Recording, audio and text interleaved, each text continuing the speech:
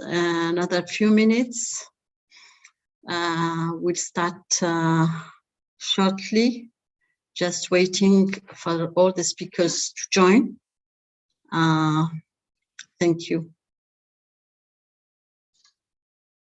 Bonjour à tous. Donc, je vous demande de bien vouloir patienter encore quelques minutes puisque nous attendons les speakers qui vont se joindre à nous dans les quelques minutes. Donc, merci de patienter et à tout à l'heure.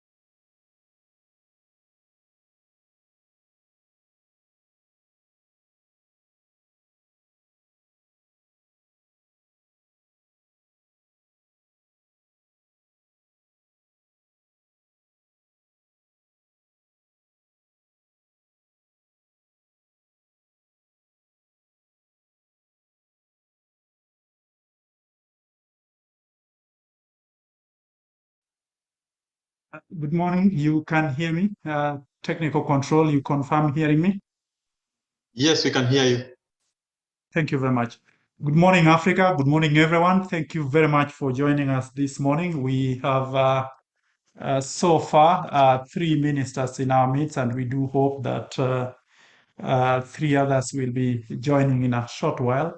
And so without much ado, since we only have 1.5 hours today, I'd like to welcome in our midst and recognize Honorable Minister CS from the Republic of Kenya, who is also the chair of our plenipotentiaries, Mr. Joe Musheru. Allow me to recognize in absentia still the minister and chairman of our ATU Administrative Council, the Ministry of Posts and Digital Economy of Chad, Honorable Idris Saleh Bashar. Allow me to also recognize a great supporter of this organization, Honorable Yankoba Diatara, the Minister of the Digital Economy and Telecommunications of Senegal.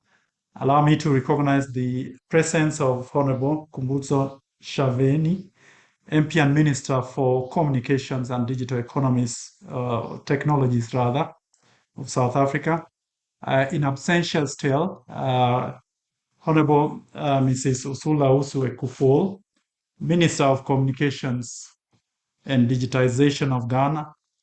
Allow me to recognize Kamel Saudi, Head of the Cabinet of the Minister of ICT of Tunisia. Allow me to recognize the Directors General present. I still don't have an indication of those that are already here, but certainly allow me to recognize the presence of the Director General from Kenya, who is also my host in Nairobi, the Director General of the regulator in Kenya, Ezra Chiloba. Thank you very much for joining us. Angela Wamola, Head of Sub-Saharan GSMA. Brahim Gribi, Head of Government and Policy Affairs, Middle East and Africa of Nokia's partner organizations, ladies and gentlemen. Now, on behalf of the Union, allow me to welcome all of you to this day. It's indeed a privilege for me to host you today. Our participation in this is significant in many ways, but more importantly, it serves to enhance the tradition that was put in motion in the year 1977 when the Pan-African Telecommunications Union was established. From that day in the year 1977, and more so after rebranding of the Union to what it is now, we have been at the center of progress of ICT in the continent and continues to play a significant role in that regard. One of the primary subjects of concern to us, indeed, and to many of you, is our pace with regard to expanding entrepreneurship and job opportunities in the knowledge economies, especially for the young people. The 2018 ATU plenipotentiaries, when approving our strategic plan, was categorical that we needed to marshal all our intellectual resources in order to formulate an e-skilling model framework for the continent. The development of e-skills to grow the ICT human resource base was recognized as key to attaining and sustaining the digital economies in Africa. We did commission a study straight away, and the study has been concluded in terms of auditing the state of e-skills, e-readiness in Africa, with a number of partners working with us in this regard, including you, the member states, the associates, the civil society organizations in the ICT field, and indeed the International Telecommunications Union. Now, we were in commissioning and undertaking this study driven by a desire to suggest policies and strategies that may enable countries to include these skills in their educational curriculum. The document, as it is, outlines some strengths that countries may borrow from and the shortcomings that countries may address in order to attain digital skills necessary to sustain a vibrant local digital economy. And it is our belief that the implementation of the model framework will enable ATU member states and stakeholders to understand and address the underlying trends, gaps, and projections that may contribute to the development of a national e-skilling initiative.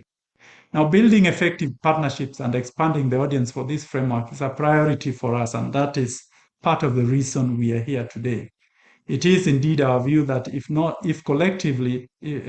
we collectively share the aspirations to fill the strategic gaps in the development of a sustainable information society and network knowledge economy, the hope of Africa will remain alive in order to build institutional capacities necessary for sustaining an e-skills economy. Accordingly, we hope to involve as many of you as possible in building ICT policies and regulatory capacity needed to implement the e-skills framework. The global community today indeed is fueled by digital transformation, and we may not want to use the innovative, and we may want to use rather the innovative adaptations that were triggered by COVID-19 as examples. While a wealth of traditional knowledge is indeed in the minds of the older generation, the new and evolving knowledge that richly corresponds to the e-skills development is in the heart of young people. And that's why, in an attempt to meet the expectations of the young people in the continent, we launched the African Innovation Challenge in the year 2020, and we received very interesting innovative ideas on how Africa could respond to the challenges of COVID-19. And just last month, we concluded the second edition of the ATU Africa Innovation Challenge that focused on institutions that have implemented innovation ecosystems for young people. I hasten to add here that the top prize went to Tunisia, the second and third prize went to Zambia and Tanzania, respectively. I was personally quite impressed by the ideas that exist in the continent, and we cannot avoid the conclusion that for Africa to gain from the digital economy and the fourth industrial revolution, upscaling our youth capacities to harness the value from these technologies is vital. Let me just share 3 thoughts that I think are key to a successful implementation of this strategy. First, for me, is the place of cooperation and partnerships. It takes a lot to invest in impactful e-skills framework commensurate with the needs and challenges of 4IR. Organizations that play in this space cannot do this alone. And so there's a greater need still for cooperation rather than competition. And I recognize as we were undertaking the study that quite a lot has occurred in the space of the ministries of education, the ministries of ICTs and industry cooperating in the development of e-skills education in our countries. But indeed, we also sampled a few countries where the ministries of education still think that is their preserve and need not consult organizations that play in the ICT field. And so the call that I want to make in terms of implementing this strategy is that let's cooperate more and compete less. Secondly, is the need for structured development in our e-skills implementation processes. Ad hoc and knee-jerk reactions that are short-lived and not sustainable in our view in the long term. And so a clear policy direction and an institutional framework is key to support, with the support of all stakeholders, is key to the implementation of this framework. And so our call is that we develop structured systems that would support e-skills development and implementation. And third, which is my call to you, is the role of leadership in this space. If you, the political leaders, if you, the policy makers, if you, our regulators, and it is you, the captains of industry, that we must look to enable the application of key components of the framework, of this framework. And so leadership, ownership is important, and that has to be from the top. Agreeably, as I conclude, Honorable Ministers and CPL Chair, we want a vibrant and an all-inclusive digital economies for every country in Africa. We must stop at nothing to make it happen, and that begins with understanding the trends, the gaps, the projections which may enable countries to include or improve on the impact of national ICT skills development and promote digital economies in Africa.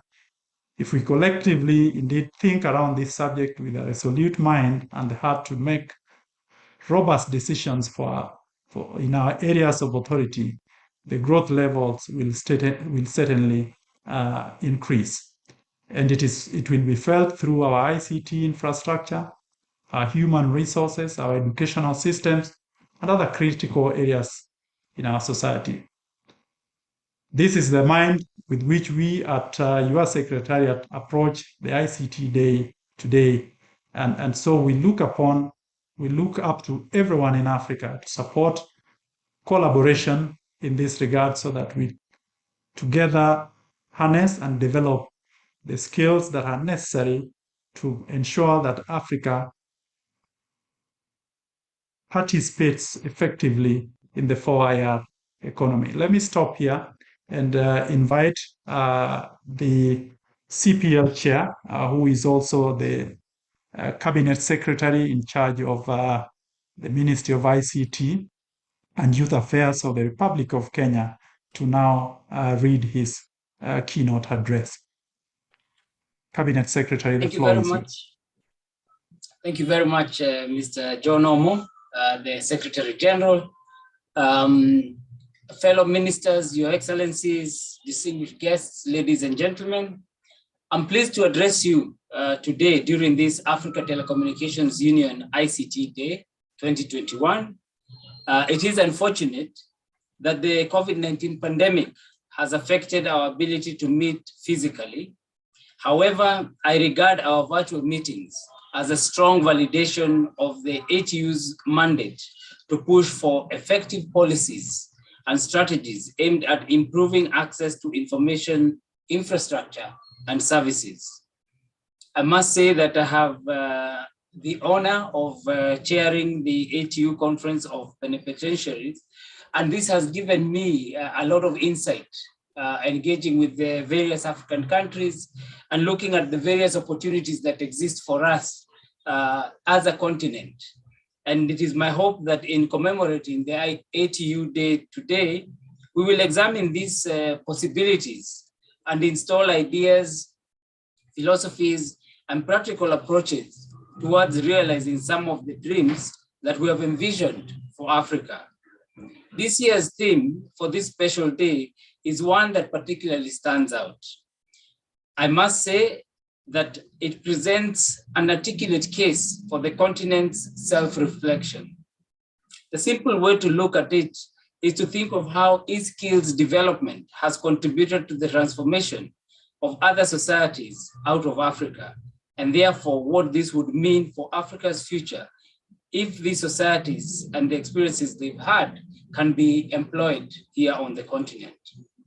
I must say the experience we have so far, looking at our young people, which is the main dividend that we have as a continent, the youthful population, and their ability to use technology and at the same time use that technology to service even other parts of the world in the freelancing economy, as well as employment in those different countries. We have seen an exponential growth in the adoption of the digital skills that can then be used onwards. We're all familiar with the diverse interest areas that e-skills as the principal subject pertains. And in tandem with the demand in the global digital space, in the fourth industrial revolution, the emerging technologies which we are seeing, such as artificial intelligence, the big data, Internet of Things, augmented reality, robotics, these are just but a few of the refined areas that we as Africa, and we're seeing this through our youth, are being able to take advantage of in providing services across the world. And as we engage and get involved more, we see more transformation having happened within the continent. Africa must at all costs avoid being left behind. And admittedly, there are issues such as inequality, poverty, and disease that the continent has to still contend with. But while this may appear to be of more priority, our vision is to provide connectivity to the large population that is underserved and should be forestalled. We must avoid the information poverty that lack of connectivity brings to many of our citizens. And with almost half our population not connected, our efforts must be put to ensuring that we have everybody connected, even as we deal with the other challenges that the continent occasionally has. Therefore, in my view, e-skills development should not be considered in isolation. It should be contextualized for Africa.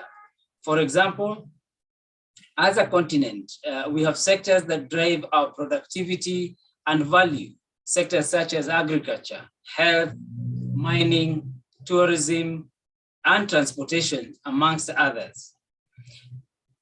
Our interpretation of e-skills development in consideration of growth must be in these sectors. we have to look at these sectors and the e-skills that are required, whether we're talking of e-health, whether we're talking of agrotech. All this must be looked at together in order to ensure that the skills that we're developing within the continent are also taking care of those areas that are critical for us. And therefore, the relationship between the various sectors must be seen together with ICT, not separate. As I mentioned, the demographic dividend that we have of our youth must be at the center of their aspirations, for they are our present and indeed the future. Recently, we have witnessed a surge of targeted mobilization efforts to access some of Africa's hidden innovation gems that have the capacity to support e-skills development. This year, Google, or Alphabet as they're called now, released various grants in millions of dollars for non-profit and social-based enterprises using technology to improve lives of Africans.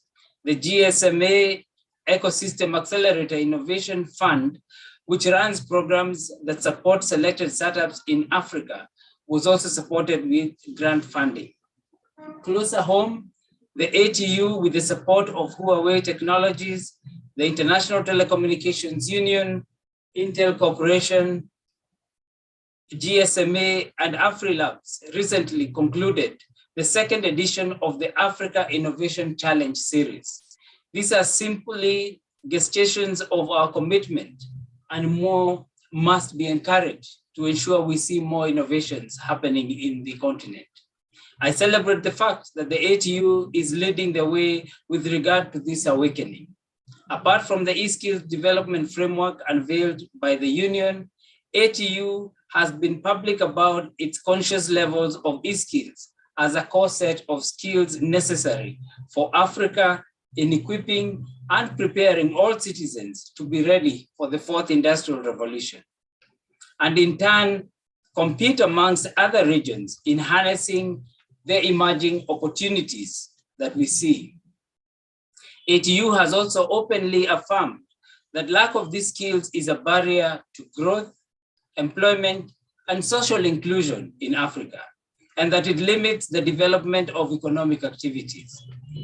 This is important because ATU, as an industry leader, shapes the direction of the continent in many ways. And what I am most pleased with is that they have not stopped at pointing out at the problems, but they have gone further ahead to rally for unanimity in addressing these issues. And this is a commendable effort. And I want to thank the Secretariat for the effort that they've continued to put in. Your Excellencies, distinguished ladies and gentlemen, we have in our hands a monumental task. The African Union paints this picture more distinctly and with just the right amount of hope required to align us on the same path. The AU expresses the view, which I agree with, that innovations and digitization stimulate job creation and contribute to addressing poverty, reducing inequality, facilitating the delivery of goods and services, and contributes to the achievement of Agenda 2063 and the Sustainable Development Goals.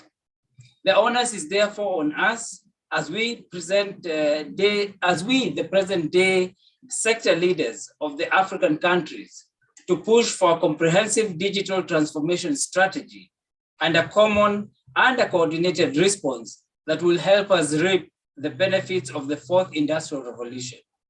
This is a responsibility that we cannot transfer to the next generation. It is simply today's duty and our duty. So as I conclude, therefore, I envision that the future has everything to do with Africa attaining all the digital opportunities available. It is a future where all our online trade activities will respond to the desired goals of Africa's continental free trade area. It is a future where all our valuable sectors will benefit from all basic e-services and content, of which at least a significant percentage will be developed and hosted in Africa. It is a future where affordable and secure broadband will cause the digital infrastructure gap in the continent to be thinned. This future calls for the harmonization of policies, legislations, and regulations that favor networked economies. I look forward to this future because if we achieve it, whether ourselves or through the generations to come, Africa will stand tall or even tower over other continents. There is a way to this future, and that way is through the unshakable resolve, through coherence of existence and future digital policies and strategies at regional and national levels, and through cooperation between institutions. Finally, Your Excellencies, ladies and gentlemen, I am encouraged by your participation in this forum, and it is my sincere hope that the ATU Day 2021 will make a significant difference in our lives and for the great continent of Africa. Asanteni sana, thank you very much. Thank you very much, CS Musheru, for your remarks, and I really appreciate the context that you have set for us, which then should form the responses and debates that we will have. Before I invite His Excellency, the Honorable Minister from Senegal, allow me to just once again recognize the presence now of the Minister from South Africa.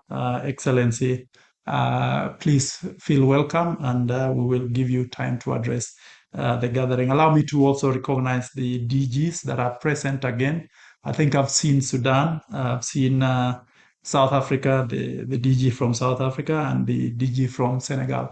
Thank you very much for joining us, and we really appreciate your support. Allow me now to invite His Excellency Honorable Diatara, the Minister for Digital Economies and Tech and Telecommunications of the Republic of Senegal, to offer his remarks and respond to some of the issues that have come up. Honorable Minister, sir.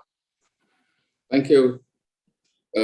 Mesdames et Messieurs les ministres, Monsieur le Secrétaire général de l'Union africaine des télécommunications, cher ami John Omo, chers participants, Mesdames et Messieurs, je voudrais tout d'abord, au nom de son Excellence, Monsieur le Président de la République, son Excellence Macky Sall, du gouvernement et du peuple sénégalais, exprimer mon réel plaisir de participer ce matin à la célébration de l'édition 2021 de la Journée africaine des télécommunications, des TIC.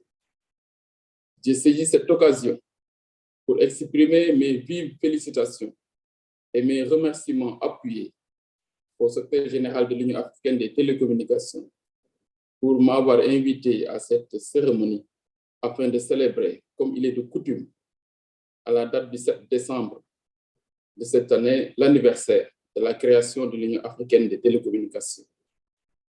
Ces remerciements s'adressent aussi à l'ensemble des participants et organisateurs de cette journée. Mesdames et Messieurs, la Journée africaine des télécommunications se déroule autour du thème « Développement de compétences numériques pour la transformation numérique de l'Afrique ». Le choix de ce thème est amplement justifié par le besoin urgent pour l'Afrique de se former aux compétences numériques afin de tirer le meilleur profit des technologies émergentes dans l'intérêt socio-économique du continent. Il peut être perçu comme un appel à la promotion de l'innovation, à l'éclosion des talents et au développement des compétences numériques. Mesdames et Messieurs, l'économie numérique en général et les télécommunications en particulier jouent un rôle primordial dans notre tissu socio-économique. C'est un véritable catalyseur de croissance, créateur de valeur et d'emploi, facteur d'accroissement de notre PIB. Au Sénégal, ici, le Sénégal a pris l'option stratégique de positionner le numérique comme un facteur de démultiplication des gains de productivité, d'accroissement de la compétitivité de tous les secteurs de l'économie sénégalaise. Dans ce contexte, la formation, surtout dans le domaine du numérique, occupe une place importante dans la politique du gouvernement du Sénégal. À cet effet, dans son programme quinquennal 535, le président de la République Macky Sall a consacré la société numérique inclusive comme troisième initiative présidentielle avec l'ambition de promouvoir une société apprenante et une économie de l'innovation. Il a inscrit, entre autres mesures phares, de réformer les curricula d'enseignement dès le cycle primaire de l'éducation nationale pour y introduire progressivement l'enseignement de l'informatique et de l'anglais à partir donc des cours moyens, de réorienter les effectifs du secondaire à hauteur de 30% sur l'échelle d'une décennie vers les filières professionnelles dont la moitié ira donc au métier du numérique. De créer une période décennale, 30 000 places dédiées aux technologies de l'information à travers les instituts supérieurs d'enseignement professionnel ISEP, l'Université virtuelle du Sénégal et les licences professionnelles des universités. La liste n'est pas exhaustive. Par ailleurs, notre pays a mis en place la stratégie Sénégal numérique, communément appelée SN 2025, arrimée au plan Sénégal émergent, avec pour vision, en 2025, le numérique pour tous et pour tous les usages au Sénégal, avec un secteur privé dynamique et innovant dans un écosystème performant. À cet égard, la SN 2025 met un accent particulier sur le développement du capital humain, inscrit parmi les 3 prérequis centraux de la dite stratégie. Dans le cadre de la mise en œuvre de la politique du gouvernement et en vue de mettre en adéquation le système de production de qualification et les exigences du marché de l'emploi, des réformes ont été entreprises pour adopter les curricula de formation et renforcer les compétences des jeunes dans le domaine du numérique à travers la réorientation du système d'enseignement supérieur vers les sciences, la technologie, l'ingénierie, les mathématiques et la création de filières courtes, techniques et professionnelles. La mise en place de 14 instituts supérieurs d'enseignement professionnel ISEP, dont 6 sont déjà fonctionnels. Les ISEP offrent aux bacheliers, toutes séries confondues, aux élèves ayant un brevet de technicien, des formations accélérées de courte durée de 2 ans, avec un système d'enseignement en alternance école-entreprise, 80% de pratique en entreprise et 20% à l'école, et la mise en place de dispositifs de formation pour renforcer l'employabilité des jeunes. Ainsi, avec un modèle pédagogique basé sur l'approche par les compétences, un système obligatoire d'alternance école-entreprise, les ISEP apportent sans nul doute des réponses concrètes et efficaces à la problématique de développement des compétences numériques et des emplois des jeunes.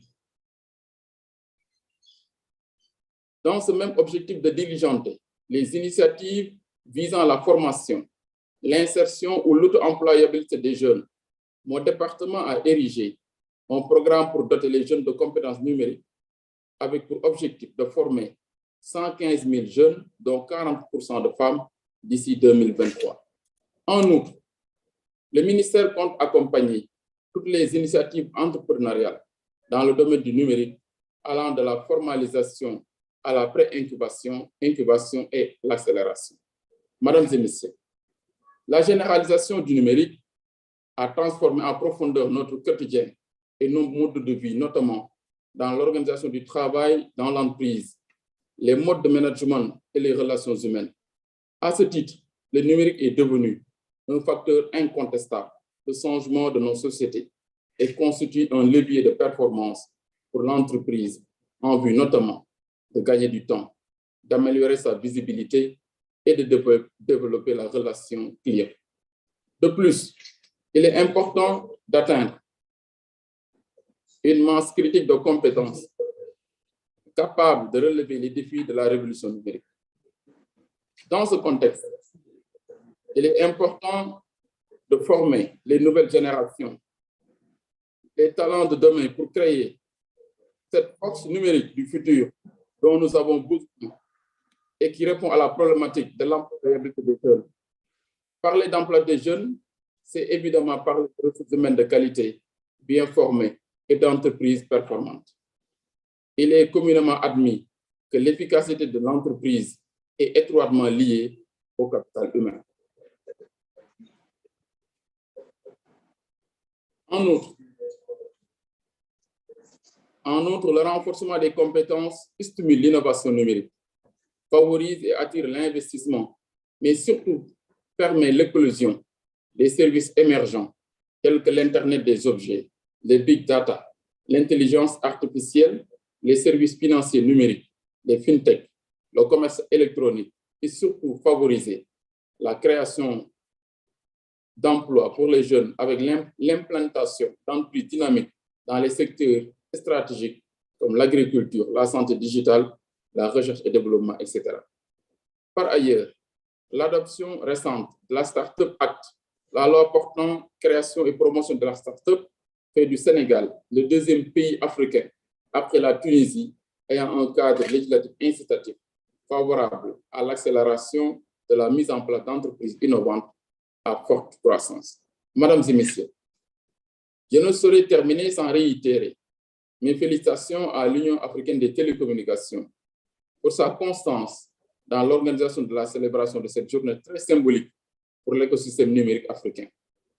Et pour ce thème des compétences numériques, très important pour l'avenir de nos jeunes et la transformation numérique du continent. Sorry to interrupt, but there is no translation. John Omo, there's no translation, so we're not able to follow. Is it possible to get the translation back? Sorry, Minister, to interrupt you. I'm very sorry. Sorry. Translators, can you hear me? Interpreters, can you hear me? Interpreters, can you hear me? Mr. Barlow, can you hear me?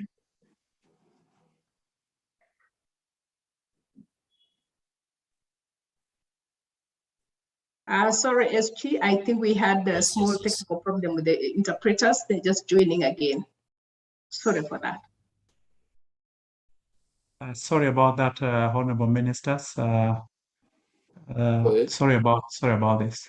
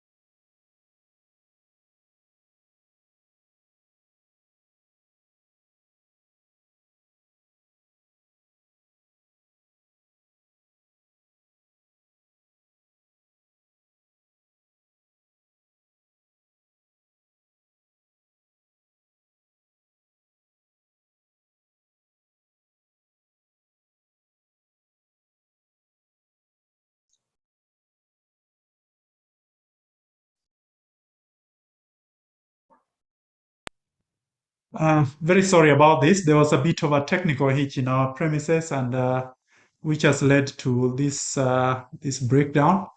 The interpreter now is back. Can you confirm you're hearing me? Interpreter, confirm you're hearing me?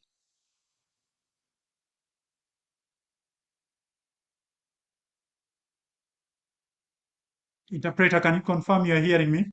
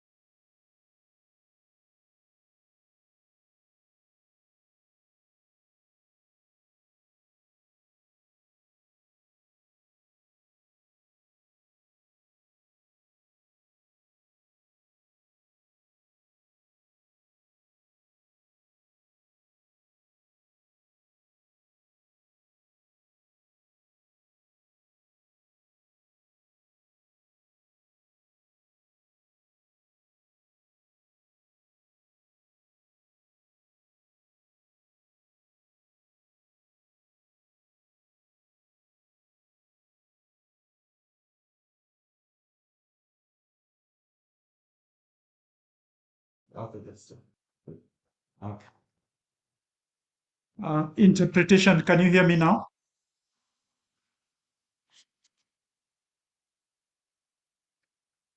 Interpretation, can you confirm hearing me now?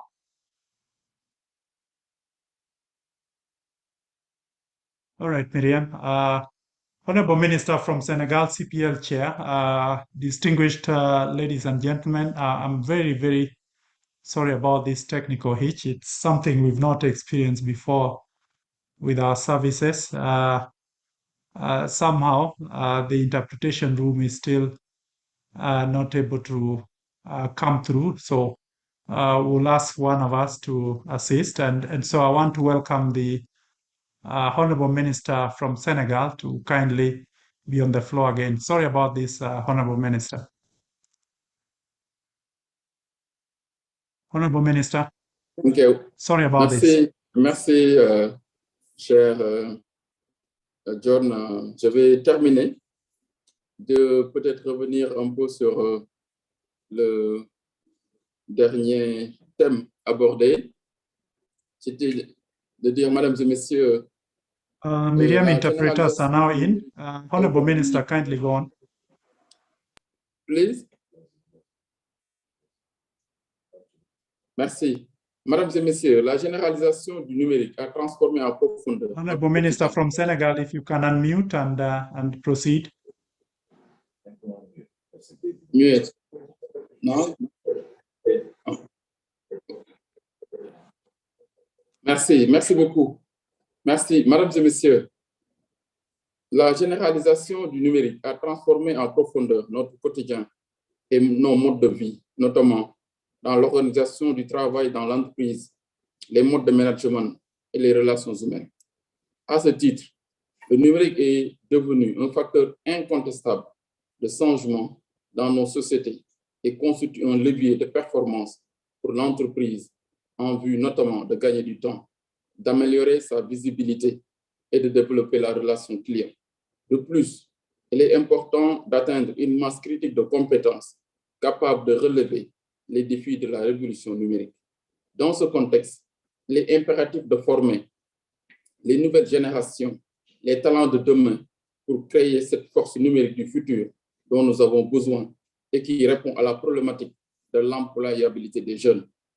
Parler d'employabilité des jeunes, c'est évidemment parler de ressources humaines de qualité, bien formées et d'entreprises performantes. Il est communément admis que l'efficacité de l'entreprise est étroitement liée au capital humain. En outre, le renforcement des compétences stimule l'innovation numérique, favorise et attire l'investissement, mais surtout permet l'éclosion de services émergents tels que l'Internet des objets, le big data, l'intelligence artificielle, les services financiers numériques, fintech, le commerce électronique et surtout favoriser la création de l'emploi des jeunes avec l'implantation d'entreprises dynamiques dans les secteurs stratégiques comme l'agriculture, la santé digitale et la recherche et développement, etc. Par ailleurs, l'adoption récente de la Startup Act, la loi portant la création et la promotion de la startup, fait du Sénégal le deuxième pays africain après la Tunisie ayant un cadre législatif incitatif et favorise à l'accélération de la mise en place d'entreprises innovantes et à forte croissance. Mesdames et messieurs, je ne saurais terminer sans réitérer mes vives félicitations à l'Union africaine des télécommunications pour sa constance dans l'organisation de la célébration de cette journée très dynamique, très symbolique pour l'écosystème numérique africain, et pour ce thème des compétences numériques très important pour l'avenir de nos jeunes et la transformation numérique du continent. Nous restons convaincus que nos efforts de mise en œuvre et de la réduction de la fracture numérique feront de la révolution digitale un levier vers la capture du dividende démographique en Afrique. Je vous remercie et je souhaite plein succès à nos travaux. Merci de votre aimable attention. Thank you very much, Honorable Minister, and once more apologies for the interruption that we experienced during your in the course of your remarks on account of a technical hitch at the office here. Now, before I welcome the Honorable Minister from South Africa, allow me to recognize now the presence of the Honorable Minister from Ghana, Usula Kuful. When our time comes, she will speak to you. Allow me to also recognize the presence of the ITU Africa Regional Director, Rachel Ine, and joined the region just about 2 months ago, and we want to welcome in our midst. Thank you very much, Honorable Minister from Senegal, for sharing your thoughts. Allow me now to, in view of time, straight away recognize and welcome Excellency Kumbuzo Shaveni, MP and Minister for Communications and Digital Technologies of South Africa. In view of the time that we have lost, we will not have much time for Q&A, so I'd like to request that if you have a question, kindly put it in the chat and indicate the speaker to whom the question is directed. So kindly have that on the chat, and we'll share it with that speaker straight away. Honorable Minister from South Africa, the floor is yours. Thank you and good morning. The Secretary General of the African Telecommunications Union, Mr. Jomo Omo. Thank you for the invitation and warm welcome to the family of the ATU. To my brother, Honorable Joe Muchera, the Minister of Kenya, is the chairperson of the ATU Plenipotentiary Conference. I thought as a big brother, you were going to ease me into the role, but I duly accept the hospital pass, given the importance of the conversation we are having today. In any other day, I would not have agreed to speak. I would have said I'd want to learn as the latest addition to the family. In his opening address to this forum this morning, Minister Muchera emphasized that Africa must use digital skills to support African economies to transition towards being innovation-driven and adoption of technologies such as artificial intelligence, robotics, augmented realities, and others. But when I was addressing another platform, I asked myself and the session I was addressing to say, how will Africa enable the adoption or embedding of digital skills in a very illiterate society, or in the people that are in the main illiterate? And that is the challenge that we pose to ourselves today as we seek to embed digital skills in our country, which are critical for our economies to become digital economies.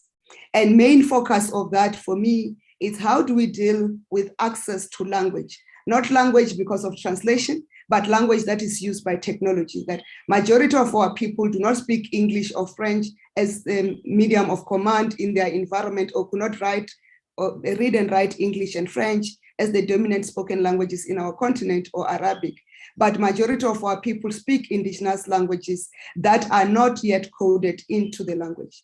I like to use an example of the app Siri when you need direction. And my mother, who's an African woman and very heavy on an accent, she'll say, Siri, I want direction to the church.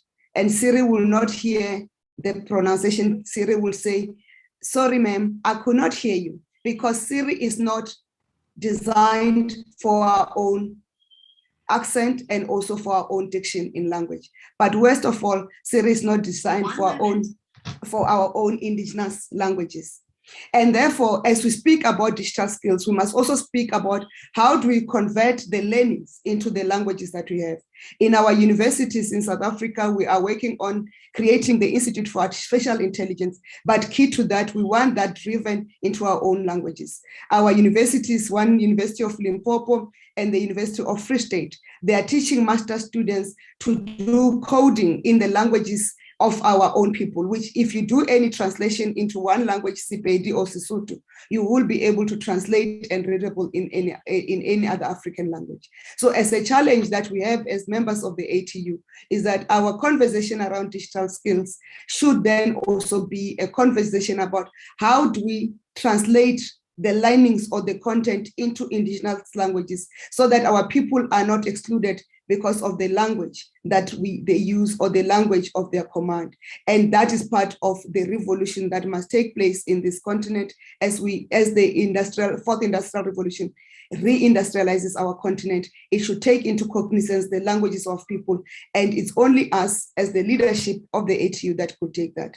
The second issue that relates to the digital skills is accessibility of the platforms that we use. Our platforms that we are using accessible to our people. Is the technology that is there available to the most basic of technologies that our people can use? Can we have this platform that we are talking in today available to the most rural of a person in South Africa or in Kenya or in Ghana or in Senegal? It is important for us to talk about those as we talk about digital skills, because digital skills on their own are not learned in any place but in a classroom or a platform, and that platform will determine whether the learner gets the skills or the learner fails the acquisition of skills. So as we engage in this conference about efficiency of digital skills and sufficiency of digital skills, it also talks to the language and the platforms that we use for our own people. But also the terminology that is used in terms of embedding digital skills. I used to explain in most basic terms when people do not understand what is artificial intelligence. And I'll say to people, artificial intelligence is the ability to send a robot to do things that humans are safer not doing because robots will not go into harm's way. And they said, no, we don't understand this artificial intelligence is for books. And I said, let's use an example. When you get to your home, you've got a refrigerator. That refrigerator, you used to put ice, you used to put water and put in a freezer to create ice blocks. But today you've got a refrigerator that makes ice blocks without you putting anything, but it creates an ice block. And when you get to the home, you can talk to that refrigerator and say, I need ice blocks. And it will ask you crushed or block format. And you say crushed or you say block format. And I said, that is artificial intelligence at the deployment, because it's a robot that is doing something that a robot must do. But in our terminology, are we not missing out communicating the most basic of things to our people in a language that will understand and decode it for our people, because we speak mostly in decoded languages? How do we embed artificial intelligence in Africa if you can't explain that artificial intelligence will help us to send robots to mine the most rarest of our ores in the deepest of the belly of the earth, that normal human beings, if they go there, they'll be in harm's way, and thereby we guarantee them safety? How do we explain the Internet of Things and connectivity as the ability for your own gate as you get home, that you press a remote control and the gate opens and then it will automatically close? Because if we cannot explain what are these digital skills that we require, that we talk about, our people will still be left behind. But in addition to that, In terms of these digital skills that we must acquire for our economies to move forward, have we determined what are the basic skills that our people must get? I ask this question because all of us have started school at grade 1 or grade 0 or standard 1 or whatever it's called in any country that we reside in. And we were told that we must learn the basic of reading, of counting, and also of ability to construct a sentence. And those lessons that we were taught in grade 1, we are never taught again in grade 5 or in matric. You learn to read and write complicated words without anybody telling you how to spell them anymore because you have learned the basic in grade 1. As we talk about digital skills, what are the basic skills that we are, as a continent, going to embed to our people so that we can create a society that even with the adaptation of those skills and the complexity of those skills, our societies will be able to adapt and grow to? Have we agreed on what is the basics of the content of our education for our young children or our young learners as they start schooling? Because tomorrow, digital skills will no longer be a privilege, but it will be a basic necessity and an essential skill for learning and living in a normal society, because the digital economy is here for us to then work together. I'm sure 3 years ago, before the COVID-19 pandemic, we were all planning how to respond to the fourth industrial revolution. We were preparing our nations, our countries, our people to adopt the fourth industrial revolution. But with the COVID-19 pandemic, we are now all dealing with connectivity issues. We are all adopting technologies that we had thought it would take us years to adopt. The most basic of people are now meeting virtually, which previously we used to call telecommuting. The Internet of Things is no longer a discussion of tomorrow, it's a discussion of now. Working from home is no longer of the future, is for now. The skills of the future, they are no longer skills of tomorrow, they are skills of today because of what the pandemic has done and is fast-tracked. But the question is, as Africa and as African leaders, are we prepared to make sure that our society, our people, our governments have the basic skills that will enable our people to adjust and adapt as the technology complicates and complicities usher itself, and the society does not have to be retrained, but they can adapt as part of a living way. With that, Chairperson, I hope we'll have a meaningful discussion in terms of the way forward of how do we plan as Africans to embed these digital skills that are no longer a privilege, but a necessity and an essential for the digital economies that our countries have been ushered into with much speed and zeal, with less preparation, but we have to respond with agility. And I thank you. Thank Minister, you very much. It did not require any induction or introduction. That was very well presented. But thank you very much, and really glad to see you here this morning, as well as the other ministers. Thank you. Back to you, John. Thank you very much, CPL Chair, for those comments. Thank you very much, Honorable Minister from South Africa, for a very challenging speech, both to the leadership, to us as your organization, and indeed those that are part of this industry, including, issues of culture, issues of language, issues of access. I really want to appreciate that, and do hope that we can get to a dialogue in terms of how we deal with this issue. So please feel free to post your questions. I've already seen a couple of comments regarding what the Honorable Minister from South Africa has talked about. So keep them coming, and we'll sample some of them towards the end. Allow me now to recognize and welcome the Honorable Minister from Ghana, Minister Ursula Ekoful, Minister of Communications and Digitization. Honorable Minister, the floor is yours.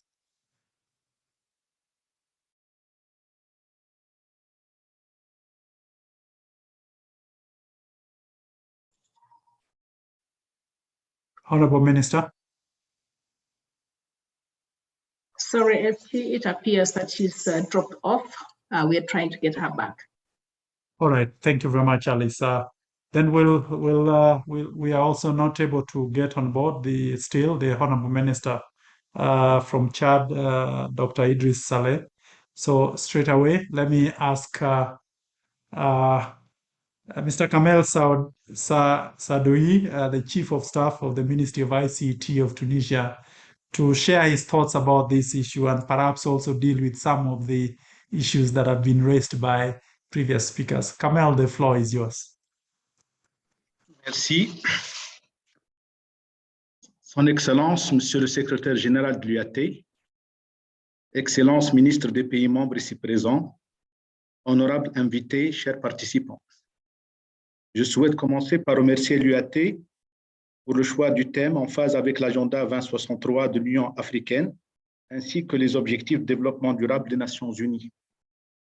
Je prendrai la Tunisie comme exemple, mais les problématiques restent valables pour plusieurs autres pays. En effet, avec les évolutions rapides technologiques, vous avez déjà cité la 5G, l'intelligence artificielle, l'Internet des objets, les blockchains, les fintech, les big data et tout ça, les meilleures de nos compétences partent vers les pays plus développés ou les pays plus riches du Golfe. Ceux qui choisissent de rester ont besoin d'un écosystème favorable au développement et d'un pays qui engage des projets publics et privés pour la modernisation de l'administration, de l'industrie, des systèmes bancaires et tous les systèmes, afin de créer des opportunités d'emploi dans des entreprises ou dans des startups. Malgré les ressources limitées, plusieurs de nos pays sont devant le défi de l'inclusion digitale, l'inclusion financière, ainsi que le combat contre la fracture entre les régions, la fracture numérique entre les régions.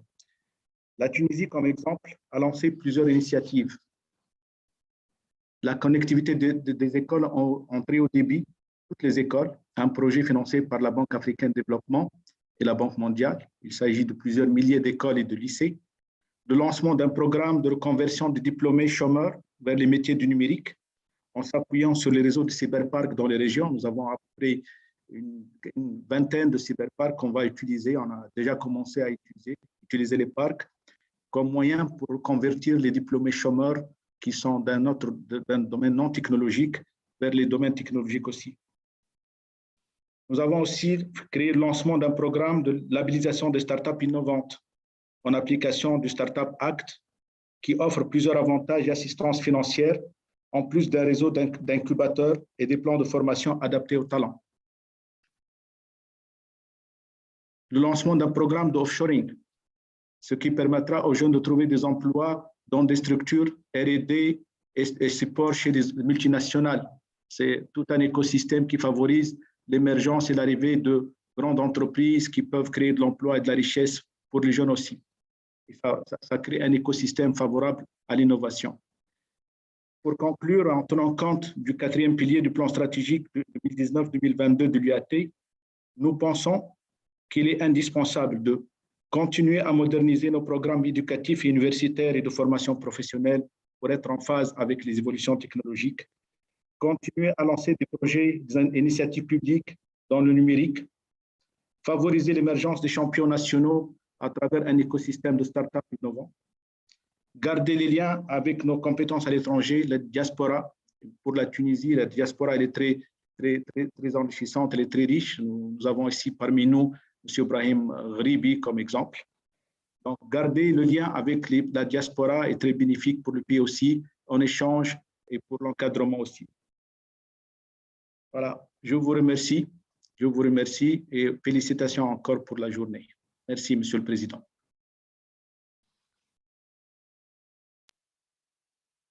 Thank you very much, Kamel, for your thoughts in terms of what is going on in Tunisia, including sharing with us the thought about the very successful platform ecosystem in Tunisia that gives opportunities, links young people to employers and so forth. We thank you for those thoughts. Now, let's now get a purely private sector initiative. Alice, you let me know if the Honorable Minister from Ghana is back.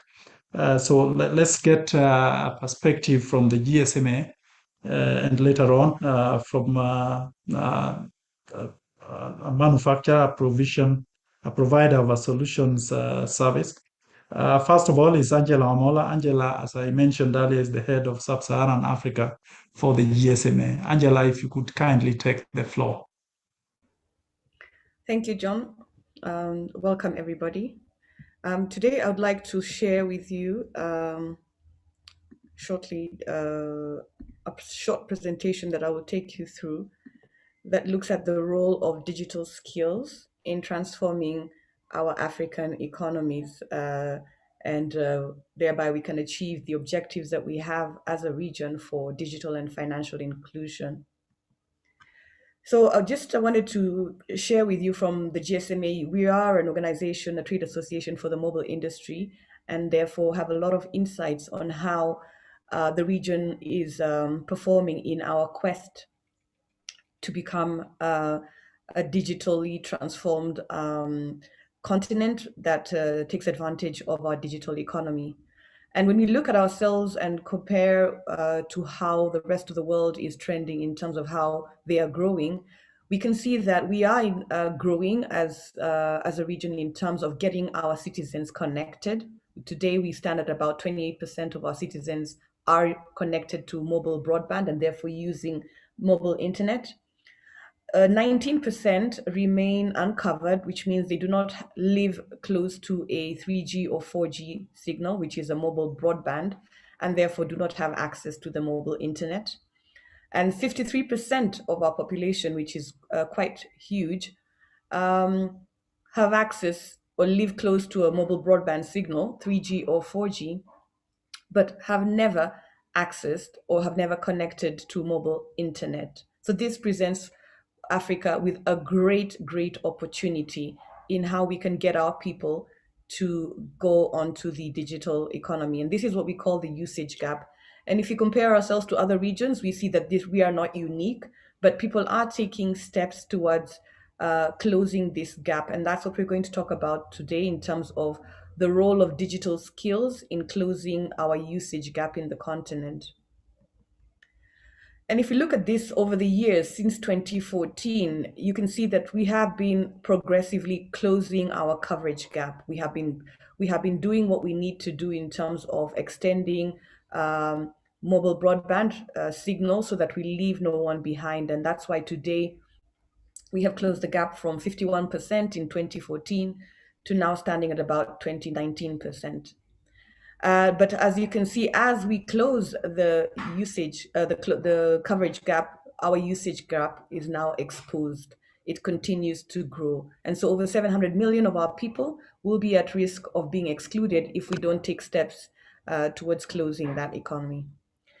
And these are the key barriers that we have looked at as a GSMA in terms of the insights that we have. We've heard the Honorable Minister of South Africa talk about access of content and services that is useful, with Siri not speaking our language. So whereas it is there, it is not accessible to our people. And in addition to that, obviously we know that even handsets that are useful for our people are not readily available in the continent. And when they are not affordable. So we look at the question on affordability, the handsets, sometimes it's tariffs, but we've seen that our people are interested in the content and willing to pay for it if it's there and it's important and useful for them. And that's where the role of the relevance in the content comes into play. That is key and central towards making sure that we have something that people can be attracted to. And more importantly, for this session today, we're looking at how can we also look at the barrier of knowledge and skills in terms of digital skills and digital literacy, because this is important in driving confidence for our citizens to be able to take advantage of the mobile internet. And safety and security is definitely a concern for our people. In the absence of having knowledge of how to navigate the internet, they are subject to either harassment or fraud and security. So building our consumer trust is therefore necessary, even as we give them the skills to go online. Now, the GSMA has a lot of insights, as I've mentioned to you, on the subject of mobile digital skills, particularly Excuse me, Angela. Sorry to interrupt. Kindly scroll the screen so that you can be able to see your slides. Are you seeing my slides right now? I'm on. No, we are seeing the first page of the slide.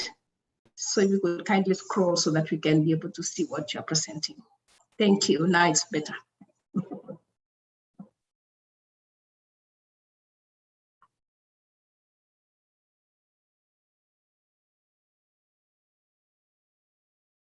My apologies, you were not able to see the slides as I was projecting. I'll quickly go through them. I talked about the 28% coverage gap, connected people, 53% being where we stand today with those who are connected but not accessing the internet, and 19% who are not connected, and this is still work for us to do compared to the rest of the regions in the world who are closing that gap. I then went ahead and talked about how we have progressively closed this gap over the years. So as more people are getting connected, from 13% to 28% today, we also see that the coverage gap has been closing from 51% to 20%. But we also see progressively the exposure in terms of those who are progressively being connected to a signal, but still are not going to use mobile internet. And then when I went ahead to talk about the key barriers, and in this regard, we have gone through the 5 key barriers that are known, of which it is important to address the relevance of the content, as we talked about, how we can make our people go online and give them those skills and the confidence to go online while we take care of their safety and security concerns. And so I was now on this slide where we were talking about what exactly do we mean when we look at digital mobile skills? And we're talking about here in terms of when you're giving our citizens the digital knowledge and skills that they require so that they can effectively and safely use a mobile internet, a mobile device, or a mobile service. And so there are 2 things that we need to put in mind when we're looking at digital skills. Number one, we need to understand our African people. What are their needs? What are their goals? What are their aspirations? We talked about taking advantage of our digital youth dividend, and how can they also catapult and bring the rest of us who are older in the generation to come online, given that maybe we are not as adaptive to the mobile internet. The other thing that we also need to look at is how can we understand how people want to learn? How do our citizens wish or prefer to learn? And therefore, what are these opportunities and what are the barriers? Now, we as the GSMA have worked with our partners, such as yourselves, and we have come up with a toolkit that helps address how we can support one another in bringing digital skills to our people. And we're calling this toolkit the Mobile Internet Skills Training Toolkit. That is the MIST. And in this MIST, it is simply a the trainer material that allows each and every one of us to help our first-time mobile internet users and our low data users, those who come on but are still not confident enough to use the internet in terms of changing or transforming their lives. And we have 12 thematic areas that center around, number one, how do we train or help our digital citizens understand their device? So you either have an iOS device or you have an Android device, but you don't understand the features of your own phone. And so many people just use it for voice and SMS. So in this toolkit, which can be downloaded and put on your phone or can be shared in different channels, we train our citizens to know what sort of features are available on their phones. And you typically find also on those phones, the big major apps. So you'd have your WhatsApp, you might have your Google, you have your YouTube, Facebook.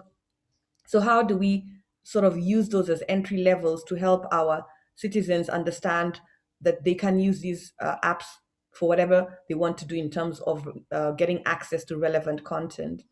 But at the same time, as I've mentioned, they have safety and security concerns, safety also and cost concerns in terms of understanding how much, does it cost me to go online? How much is a bundle and what can that bundle do for me? Or how much is a gigabyte? What can a gigabyte do for me if I was to get email? So these are things that we can share with our people to sort of build the confidence for them to understand the things that are sort of reservations to what's going online. And so these can be leveraged by all our stakeholders. It's a toolkit that's readily available. And it can be accessed through different channels, whether it is at the retail level, in a shop or in some sort of setup where you could have a one-to-one approach with your consumers to share with them, or even when you play back a recording through an interactive voice system that helps people go through their phone and understand what they need to do. Or if you have a smartphone, it could be also loaded or preloaded on your smartphone. And then there are videos also on YouTube that can be taken, that they can go through to gain that sort of confidence. And so what are the benefits that we have seen? So typically we have tested this MIST toolkit across very many countries in the region.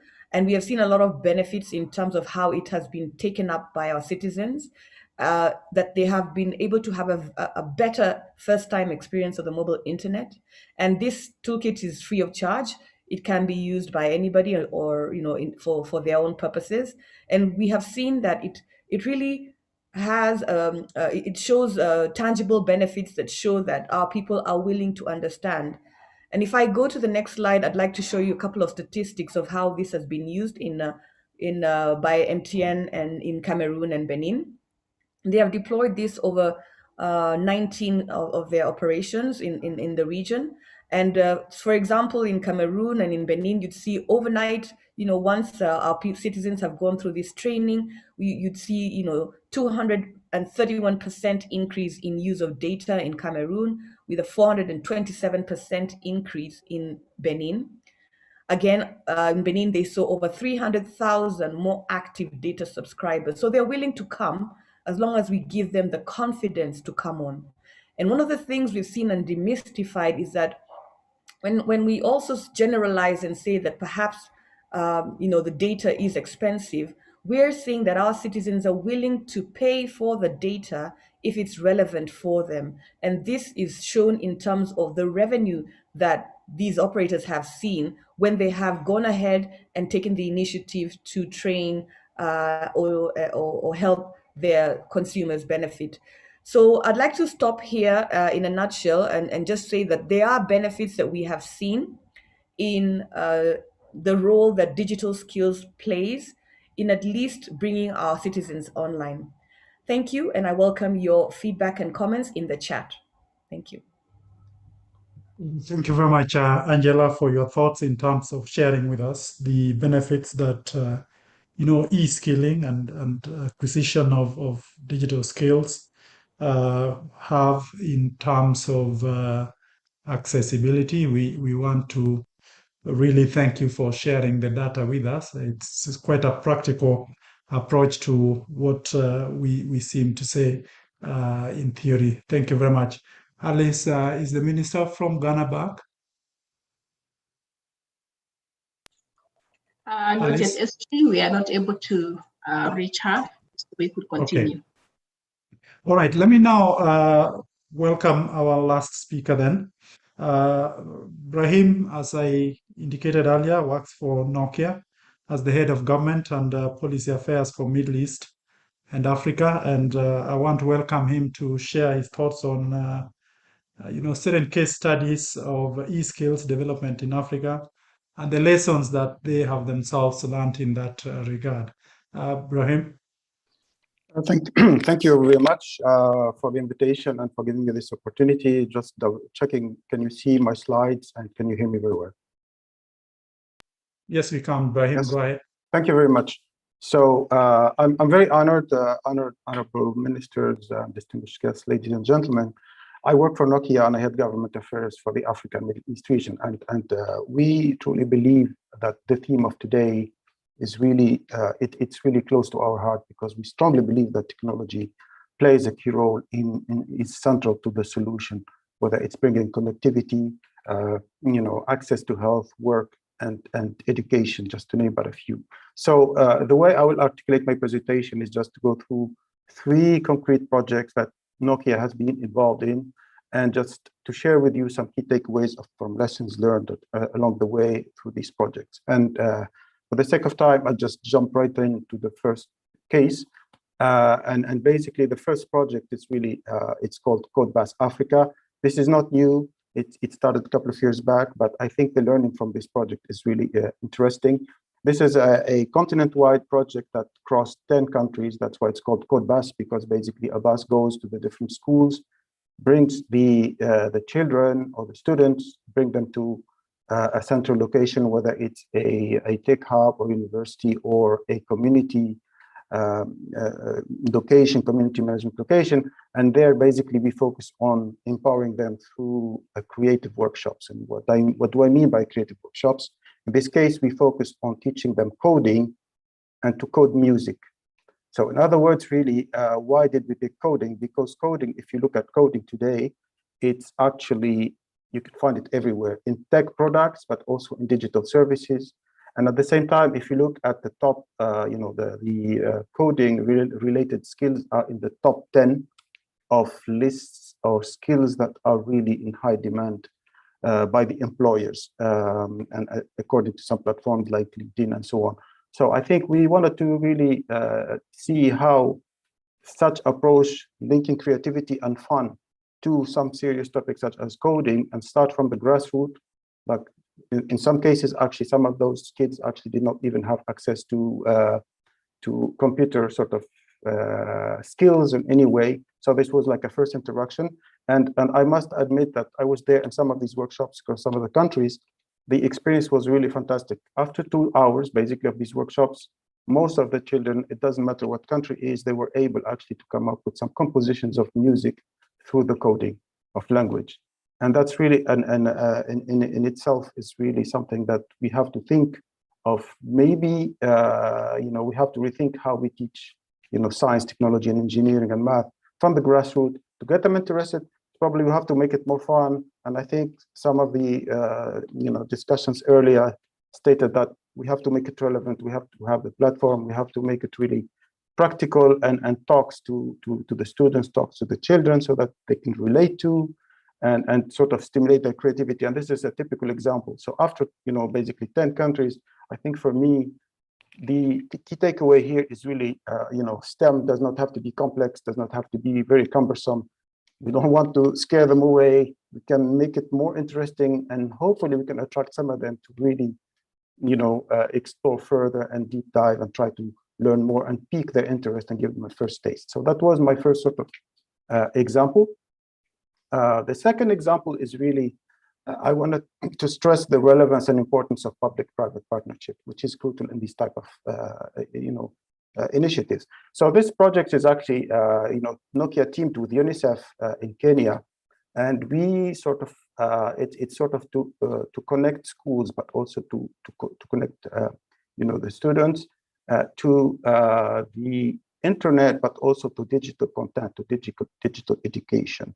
And why this is important? Because this actually puts upfront the importance of having a platform, a vision, and a strategy of the country. And I would say this is really, it's the government of Kenya. It's to, a strong applaud to the government of Kenya, because without their platform and vision, having a vision to connect all the schools, and also having really a digital literacy initiatives and plan, distributing tablets and so on, this actually gave us really the platform and the foundation, so we could work together with UNICEF and other partners, for example, the telecom operators, to work not only on the connectivity, but also support the digitalization of content. I think the connectivity is important, is a prerequisite, but let's not forget, I think what takes long and what took longer in this type of projects actually is the first phases of proofing the concept, demonstrating that technology work, connecting the schools, starting with 10 schools. But also, I think the most important part is really to digitize the textbook and to make sure you get the right certifications and authorization from Ministry of Education, Ministry of ICT, and so on. So this is really a multi-stakeholder partnership. And I would say the first steps, do not underestimate these first steps, but really they take most of the time. And once you unlock all of those and you proof case your concept and you proof test these digital textbooks, and you also, for example, train the trainers, train the teachers so that they are now able to teach with the new tools.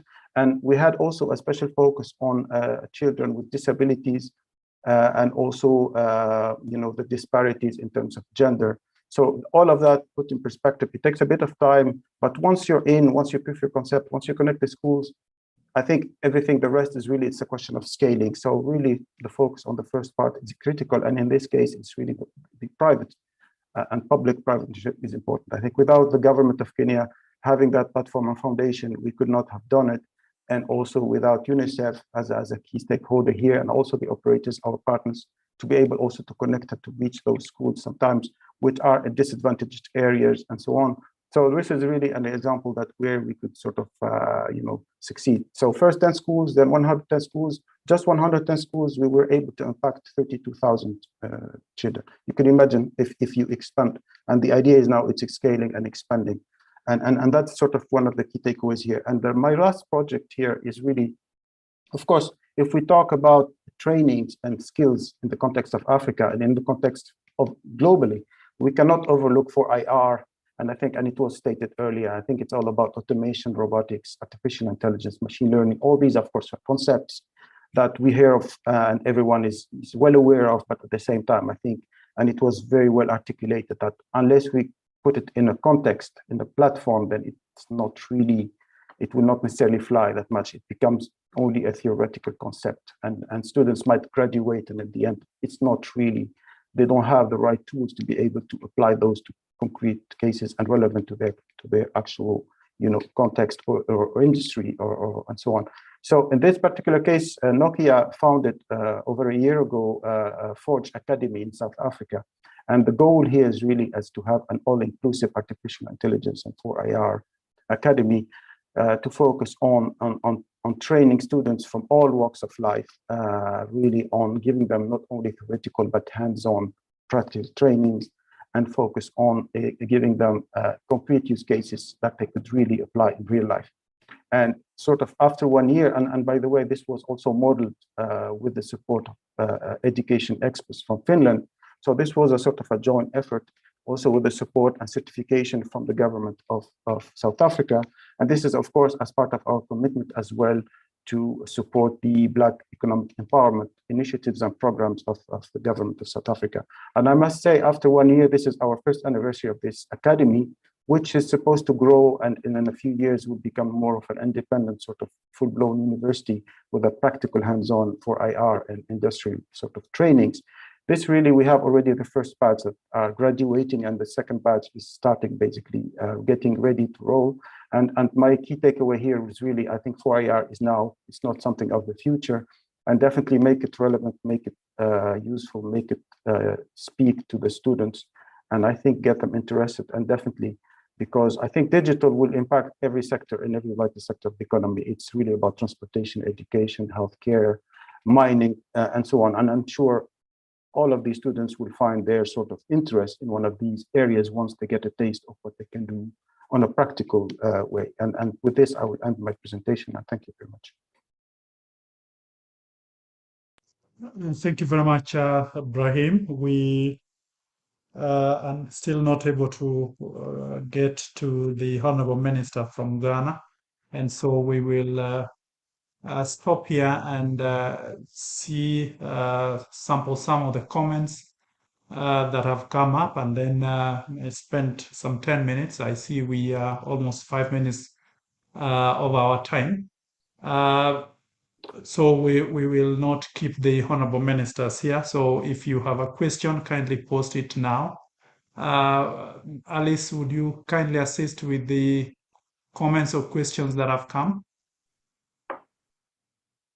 Yes, SG, I think basically what has come through are comments. And the first comment, SG, is from Derek Simiu.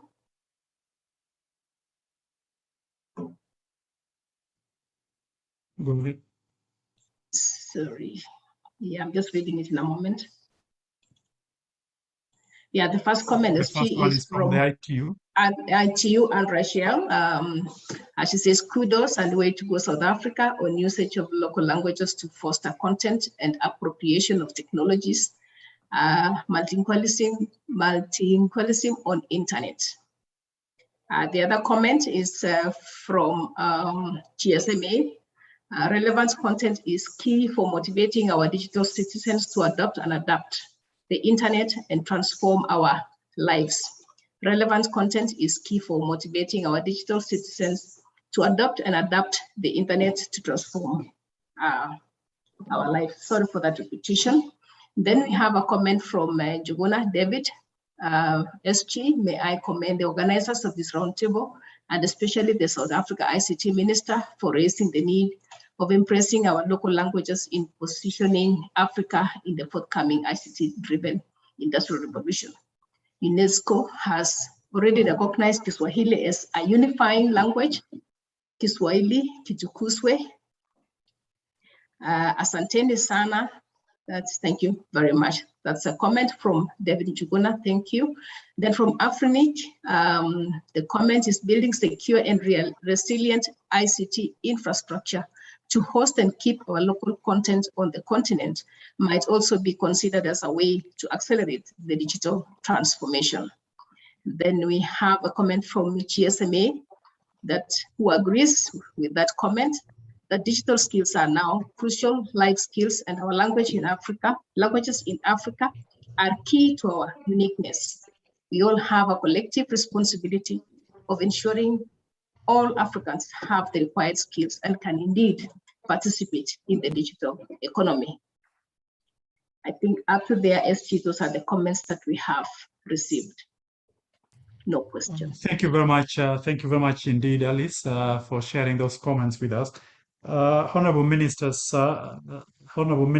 ladies and gentlemen, let's spend, if at all there's someone with a burning question or issues that they want to raise of the comments that we have received on text, maybe spend another 5 minutes and then we will be on our way to summarize and close the event. The first hand that I see.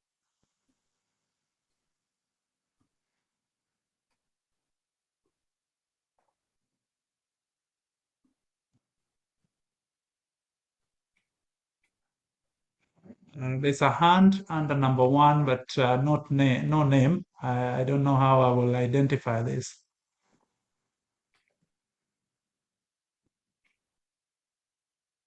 Yeah, I think it's called Korombi.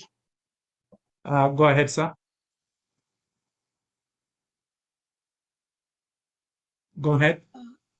Thank you so much for all the honorable ministers for the contribution and all the leaders who presented.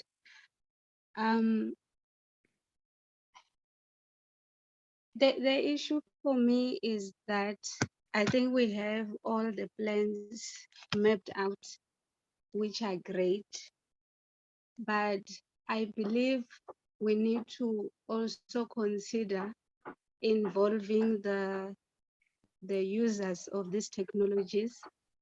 Particularly, I'm from a rural area, so the people in developing and underdeveloping areas, by mostly raising awareness. Like there are times that I will be talking to one of the regional radio stations here in South Africa to raise awareness on issues of cybersecurity. And you see that it really works, because when there is something, they would then call you to say, what do we do with this matter like this? How do we react there? So what I'm saying is that the communities are ready and willing to embrace technology, and in most cases not really happy that they are left behind. But when there is willingness to engage with them and raise awareness, teach them what is important, like the issues raised regarding the STEMI, I think that's what it's called now. The students or the children are still neglecting the STEMI subject because there is no awareness. Even when you go around, you talk like 4R is like 4R what? So I believe that we need to go to the grassroots level and start practicalizing all the plans that we have. Thank you. Thank you very much for that comment from South Africa. We really appreciate. I think there's one question in the chat from Tanzania. As about to close, I recognize, I've just been informed that the Honorable Minister from Chad is now in. So as we get Angela, if you could just respond on the chat in terms of Angela or the ITU, how we can deal with that question from South Africa. Let me recognize the presence of the Honorable Minister from Chad to offer his remarks. Dr. Idris, welcome to our meeting. If you can unmute and go on. Dr. Idris. Oui, continuez, s'il vous plaît. Merci beaucoup, Madame, Monsieur le ministre, Monsieur le secrétaire général de l'UAT, chers participants. Comme indiqué dans le thème que nous sommes en train d'échanger aujourd'hui, quelle serait la solution clé pour libérer le blocage de la transformation numérique en Afrique? Je dirais tout simplement, pour contextualiser dans le cadre du Tchad, il faut qu'on se dise quel rôle cette transformation numérique devrait jouer dans notre économie nationale. Et pour répondre à cette interrogation, le Tchad a voulu mettre en place un système, un mécanisme, et particulièrement un plan stratégique. Ce plan stratégique a été adopté par le Conseil des ministres. C'est un plan stratégique quinquennal, décennal. Il a été élaboré par, comme vous le savez bien, par la méthodologie participative pour prendre en compte les attentes de tous les acteurs d'activité. Et il est bâti autour d'une vision de 6 objectifs et 7 objectifs stratégiques et avec des axes stratégiques. La vision que nous voulons, pour bien s'arrimer avec la thématique d'aujourd'hui, et particulièrement, comme je disais, c'est que nous voulons, avec l'éthique et particulièrement la communication électronique, et de manière spécifique avec l'économie numérique, atteindre une économie diversifiée, résiliente, au moyen des TIC d'ici 2030. Les objectifs globaux que nous nous sommes fixés est de faire de l'économie numérique un moteur de croissance. La contribution du secteur des TIC au PIB est portée à l'auteur de 10%. Nous voulons promouvoir l'entrepreneuriat numérique, créer plus d'incubateurs qui auront pour rôle d'accélérer le développement de nos startups. Nous voulons aussi faciliter l'intégration de l'éthique dans l'administration et dans tous les secteurs socio-économiques. Nous voulons aussi influencer un nouveau souffle à la société tchadienne de poste et à l'opérateur historique, afin que ces 2 entités jouent réellement un rôle opérationnel et rentable d'ici 2030. Et le plus important, je crois, nous voulons aussi favoriser tout ce qui est l'appropriation pleine et à bon escient d'éthique par les entreprises et les populations. Nous voulons que d'ici échéance que nous nous sommes fixés, 80% de la population tchadienne puisse avoir accès à ces outils. Je crois qu'il a été aussi débattu ce sujet, mais nous voulons que les œuvres tchadiennes soient diffusées et représentées en Afrique à l'auteur de 2% et contribuer ainsi aux œuvres numériques africaines. Cette stratégie, nous voulons la mettre de manière très simple. Nous voulons accélérer le développement des infrastructures qui est déjà entamé, avec plus de 2300 km qui est installé et plus de 1800 qui sont en cours d'installation. Développer le capital humain et promouvoir la recherche scientifique Nous voulons aussi favoriser l'offre de contenus nationaux et africains tant que nous ne mettons pas un accent particulier sur les contenus et sur les contenus et spécifiquement les nôtres. On ne pourra pas valablement atteindre nos objectifs. Donc, c'est pourquoi nous voulons mettre un accent particulier sur le développement des contenus et le développement des applications. Nous voulons aussi promouvoir la confiance numérique. Et pour parvenir à tout ça, il est important que le cadre institutionnel et juridique soit amélioré, tout en prenant en compte les directives de notre instance qui est l'Union africaine de Télécoms et les autres directives qui nous permettront d'accélérer rapidement la mise en œuvre de ces plans stratégiques. Nous voulons aussi démocratiser l'accès aux biens et aux services numériques. Il faut que l'accès soit à la disposition de toute la population tchadienne, mais il faut que aussi ça soit à la bourse de ces derniers.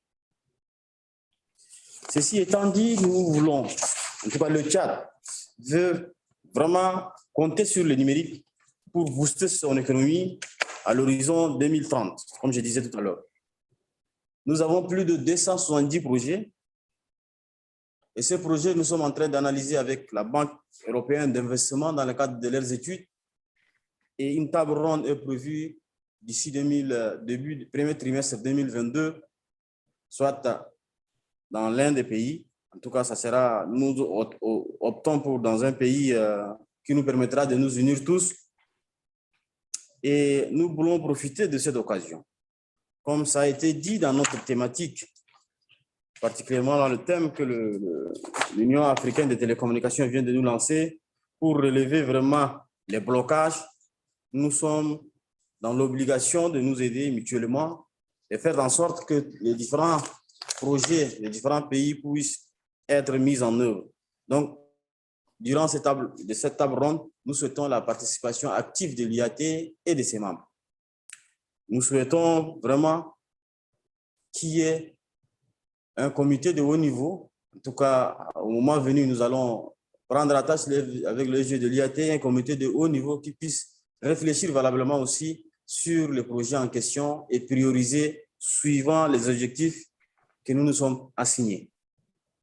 Certes, le Tchad veut atteindre dans les meilleurs délais, et particulièrement et spécifiquement d'ici 2030, l'économie numérique doit jouer 10% sur l'économie nationale. Mais ça, on pourrait atteindre qu'avec l'aide de différents partenaires et aussi avec la contribution des instances dont le Tchad est membre. Ceci étant dit, je profite aussi de l'occasion pour dire que le Tchad est vraiment arrivé à trouver une solution sur le blocage de la transformation numérique au Tchad et de cela faire en sorte que cette transformation ne puisse pas être bloquée dans les autres pays. Je profite aussi valablement de cette occasion pour souhaiter bonne fête à nous tous. Nous commémorons aujourd'hui, je crois, la journée de la création de notre communauté et cette occasion, cette fête doit nous permettre d'évaluer tout ce que nous avons fait et en même temps nous projeter pour l'avenir, que cet avenir soit radieux pour tous nos pays. Merci beaucoup.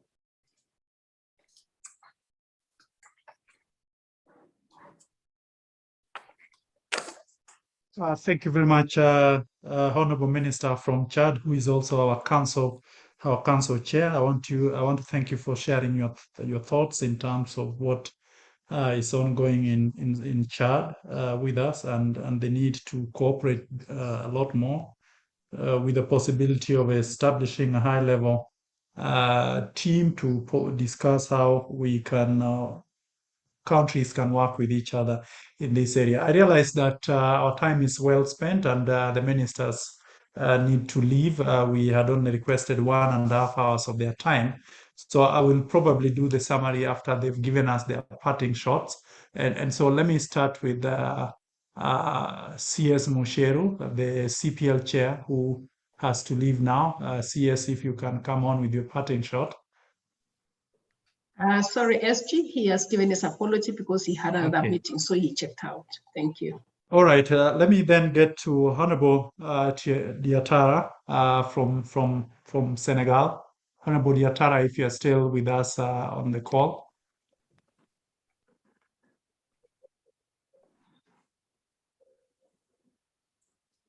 Merci, Monsieur le Secrétaire Général. Merci, chers participants. Je voudrais vous remercier pour l'honneur que vous nous faites donc de clôturer cette session. Et comme je l'ai dit dans mon discours donc, tout à l'heure, c'est l'occasion pour nous de vous féliciter, Monsieur le Secrétaire Général, mais également vous encourager pour tous les efforts que vous faites pour que l'économie numérique soit une réalité en Afrique. Ça, nous vous encourageons et naturellement au niveau donc, de l'Union africaine, sachez que moi, je porterai les plaidoyers auprès de son Excellence, Monsieur le Président de la République du Sénégal, Macky Sall, qui va prendre les rênes de l'Union africaine très prochainement. Et sachez que donc, le Sénégal, le Président de la République, sera à vos côtés pour vous accompagner dans vos projets structurants pour que l'économie numérique soit une réalité en Afrique. Nous avons de réels défis et des défis liés au développement des infrastructures et défis liés à l'accessibilité, mais également à l'abordabilité des réseaux et services numériques pour nos populations. Tout à l'heure, notre collègue de l'Afrique du Sud a parlé des contenus, mais également de l'utilisation de l'intelligence artificielle pour que les populations avec les langues locales puissent davantage être touchées, être mises à contribution, être sensibilisées pour que tous les services soient accessibles aux citoyens, quel que soit leur niveau d'instruction, quel que soit leur niveau d'alphabétisation. Il faut domestiquer, socialiser l'économie numérique. Ce sont des défis donc, qui sont devant nous, sur lesquels naturellement nous tous nous devons nous donner la main pour les réussir. En tout cas, sachez qu'au niveau donc, ministériel, nous renouvelons notre disponibilité à vous accompagner, mais également faisons du benchmark. Donc, les meilleures pratiques en Afrique, essayons de les mutualiser, de les mettre à contribution pour que chacun puisse en fait en tirer profit. En tout cas, ça, c'est ce que je voulais vous dire, tout en vous félicitant encore de l'initiative que vous avez prise d'organiser une telle journée. Et vous souhaitez plein de succès et remercier tout le monde pour leur contribution et leur participation à cette journée. Merci à tous et à très bientôt. Thank you very much. Thank you very much, Excellency Minister from Senegal and your team for the support and for your parting shots. Let me ask Honorable Kumbuzo Chaveni of South Africa to offer her parting shot. Thank you, Mr. Secretary General. And again, once more, thank you for the invitation. And I like the conversation that we are having also on the chat, because if we don't start dealing with the issue of language, we will never move, and they need to talk about the APIs that will integrate in our own languages. But in our country, we have started a program, a platform for South African-made digital products. We are hoping we will entice the ATU to join forces with us on the digital, what we call DigTech, the digital products that are made in Africa. Our main purpose of that portal is to make sure that digital products made in South Africa can communicate in our languages, can be used in our countries, but also be used in our continent. And we can then counter-promote in each other's countries the adoption of that. And I like the conversation that have been raised by one of the ministers about the distribution of laptops or notebooks in our schools as part of extending connectivity. We are also working on that project to make sure that all South African children have access to laptops by year 2023, and also every South African have access to the internet by 2024, as part of making sure that we have connectivity and the digital economy takes effect for all without leaving everybody behind. I'm hoping that we'll share notes and exchange ideas as countries who are member states of the ATU, as we work together to progressively develop our countries. Thank you. Thank you very much, distinguished minister, for your parting shot and remarks. Let me ask Kamel to say something in conclusion. Kamel, if you're still on the call.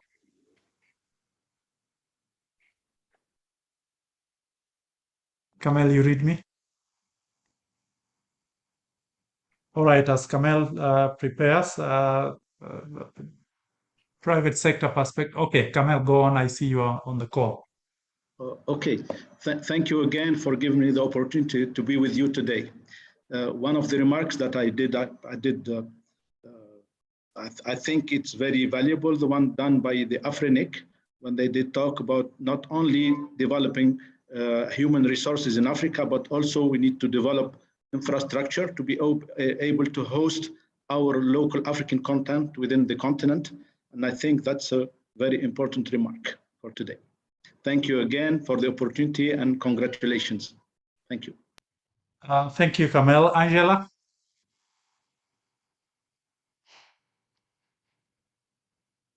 Angela, you read me?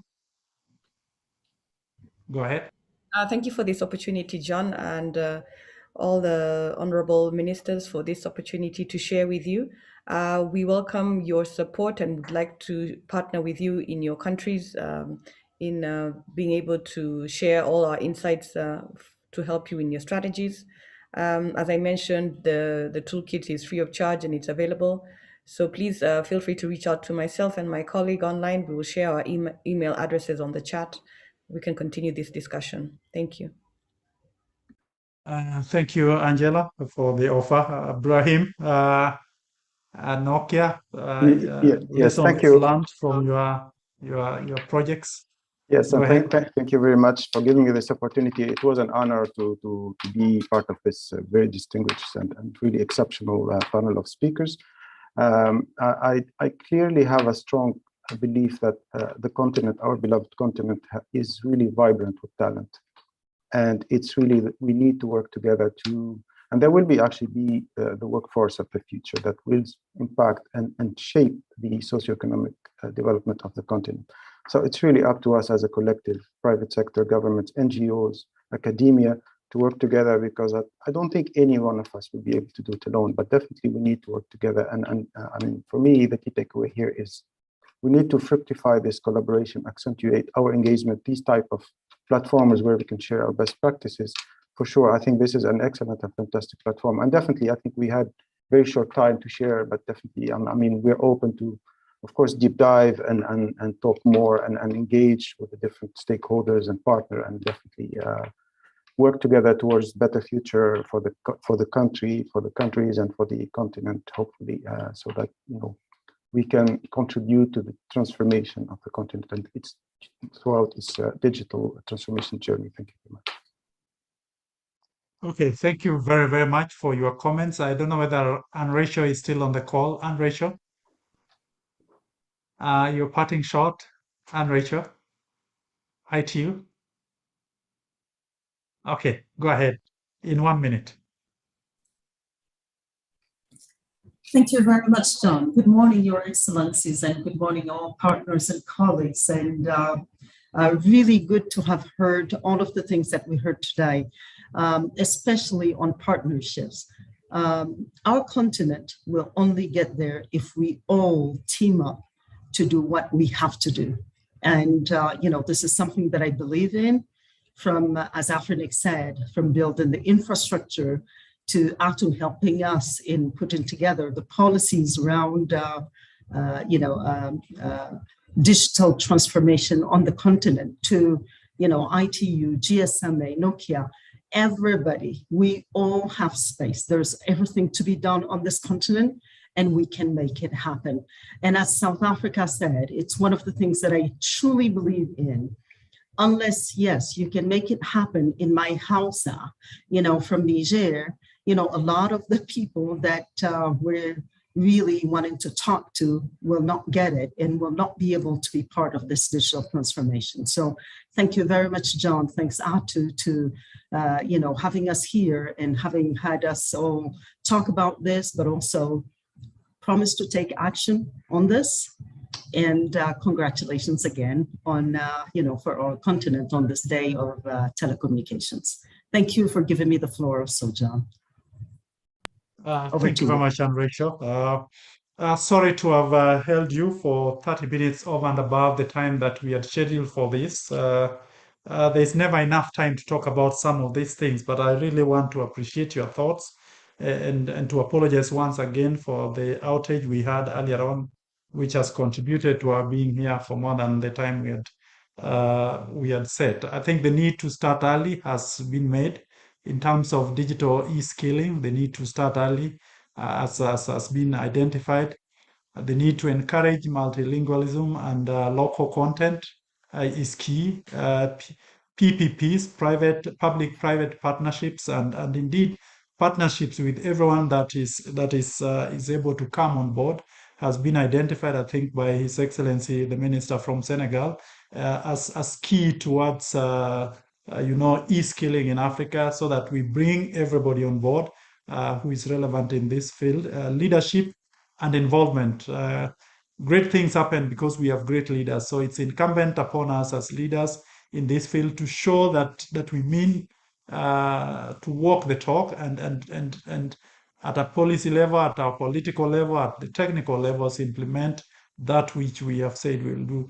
The need for a structured implementation process and institutionalization of some of the measures that we have talked about in as opposed to the ad hoc way in which some of the things get done is also been identified. There can't be enough. We will do a brief report about this and share with you. But from your secretariat, I really want to appreciate the honorable ministers who joined us today. Honorable Joe Mushero from Kenya, Honorable Yankoba Diatara from Senegal was one of the first people to join our meeting this morning. And I really want to once more appreciate you, Honorable Minister, for waking up early to be here. Honorable Kumbutso Shaveni, MP and Minister for ICT of the Republic of South Africa. Honorable Idris Saleh Bashar from the Chad. Thank you very much for sharing your thoughts on Chad. Honorable Sula Usui Kuful was able to join but dropped out of the call, and we were not able to get her participate throughout. Mr. Kamel Saudi, Chief of Staff in the Ministry of ICT of Tunisia, thank you very much for your support. Angela, always available with the GSMA. Thank you very much for your support.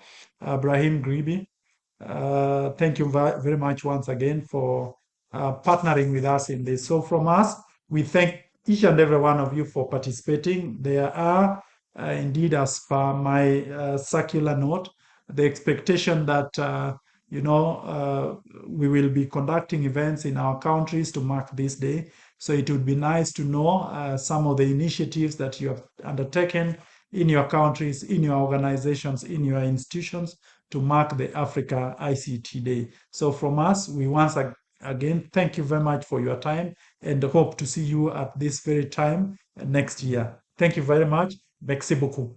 Merci beaucoup. The meeting will close in a minute. Thank you very much.